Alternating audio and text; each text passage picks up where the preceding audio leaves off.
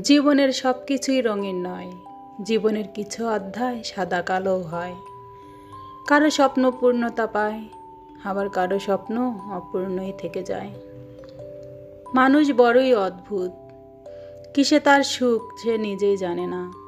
যা পায় তাকে আঁকড়ে ধরে রাখে না, আর যা তার দখলের বাইরে তা নিয়ে হাজারো জল্পনা কল্পনা। এই রঙিন ফানুষের ভিতর কত অস্পষ্ট স্বপ্ন যে ভেসে ওঠে, তা কি কখনো প্রকাশ করা যায়?